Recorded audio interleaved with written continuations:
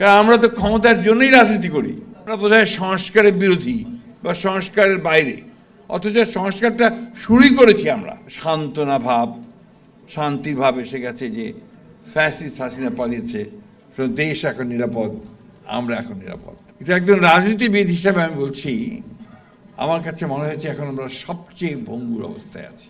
প্রত্যেকদিন নতুন নতুন আপনার যুক্ত হচ্ছে শর্ত, বিভিন্ন বক্তব্য, যা দিয়ে আরও জটিল করে ফেলা হচ্ছে সব কিছুকে। আর একটা মাধ্যম তো আছেই আপনার সোশ্যাল মিডিয়ার মাধ্যম, যে সোশ্যাল মিডিয়া আপনার একটা দেশকে, জাতিকে যে কতটা ভঙ্গুর অবস্থায় নিয়ে গেছে, কতটা এনার্কিক অবস্থার মধ্যে নিয়ে গেছে, একটা নৈরাজ্যের দিকে নিয়ে গেছে, এটা আমার মনে হয় আমার চেয়ে আপনারা অনেক ভালো বুঝতে পারছেন। ফ্যাসিস্টদের বিরুদ্ধে লড়াই করতে গিয়ে উপলব্ধি করেছিলেন যে দেশের যে স্ট্রাকচার আছে, যে কাঠামো আছে, এই কাঠামোর কিছু পরিবর্তন হওয়া দরকার এবং কতগুলো বেসিক পরিবর্তন হওয়া দরকার। এবং সেই জন্যই তিনি, আপনাদের মনে আছে যে তিনি ভিশন 2030 দিয়েছিলেন সেই সময়, যার মধ্যে এখন আমরা যেগুলো শুনতে পাচ্ছি, জানতে পারছি, তার প্রায় অধিকাংশই ছিল দ্বিকক্ষ বিশিষ্ট পার্লামেন্ট, রাষ্ট্রপতি এবং প্রধানমন্ত্রীর আপনার ক্ষমতার ভারসাম্য রক্ষা করা, জুডিশিয়ারির আপনার সংস্কার করা, তার মধ্যে আপনার কমিশন তৈরি করা, ব্যুরোক্রেসি অর্থাৎ প্রশাসনের কে আবার ঢেলে সাজানো, আইন শৃঙ্খলা বাহিনীকে ঠিক করে সাজানো, ঢেলে সাজানো, এই বিষয়ে অনেকগুলো বিষয় ছিল আমাদের সেই আপনার ভিশন 2030-তে। তার মধ্যে একটা বড় বিষয় ছিল, উনি বলেছিলেন রেইনবো নেশন। বান্ডেল থাকলে প্রতি সেনমানিতে টাকা বাঁচবে। বিকাশ সেনমানি বান্ডেল কিনে জিতুন প্রতি লেনদেনে। একটা আপনার সেই রামধেনুর একটা জাতি তৈরি হবে, অর্থাৎ সকল ধর্ম বর্ণ সবাইকে নিয়ে আমাদের সেই জাতিটা তৈরি হবে, জাতিসত্তা তৈরি হবে। এই ধরনের অনেকগুলো ছিল। এবং ওটারও পরে দেশনেত্রী বেগম খালেদা জিয়া যখন আপনার কারাগারে চলে গেলেন আপনাদের সকলের সামনে দিয়েই, তারপরে 2022 সালে আমরা বিশেষ করে আমাদের নেতা ভারপ্রাপ্ত চেয়ারম্যান তারেক রহমান সাহেব, তিনি উপলব্ধি করলেন যে আরও পরিবর্তন করা দরকার। তখন প্রথমে আমরা দলের পক্ষ থেকে 27 দফা দিয়েছি, এরপরে অন্যান্য দলগুলো যাদের সঙ্গে আমরা আন্দোলন করছিলাম তাদেরকে নিয়ে 31 দফা একটা সংস্কার কর্মসূচি আমরা দিই। আমি এই কথা এই জন্য বলছি যে এটা নিয়ে অনেক তর্ক বিতর্ক শুরু হয়েছে।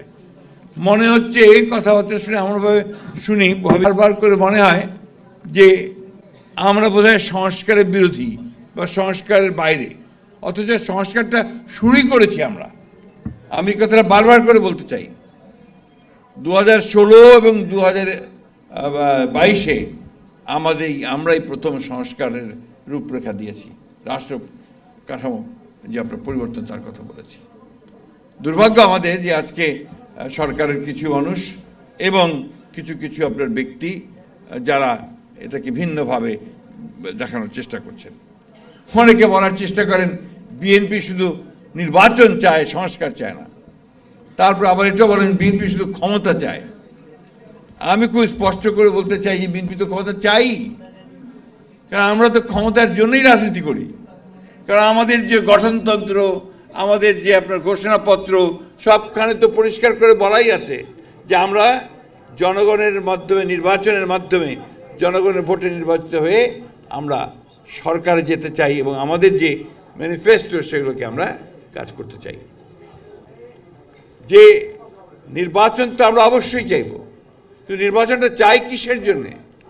নির্বাচন চাই যে আমরা এমন একটা জনপ্রতিনিধিত্বমূলক পার্লামেন্ট করতে চাই, একটা সরকার করতে চাই যারা জনগণের সমস্যাগুলোর সমাধান করবে, এবং এটাই ডেমোক্রেসি। এখন আপনার সংস্কার করতে হবে, আমরা তো সংস্কার চেয়েছি সবসময়, এবং অনেকে বলছে যে আগে সংস্কার হবে তারপরে নির্বাচন। তো সংস্কার তো একটা চলমান প্রক্রিয়া। সংস্কার কোনটা হতে হতে আপনার 5 বছর 10 বছরও লাগতে পারে, এটা তো চলমান। তাহলে নির্বাচন 10 বছর হবে না।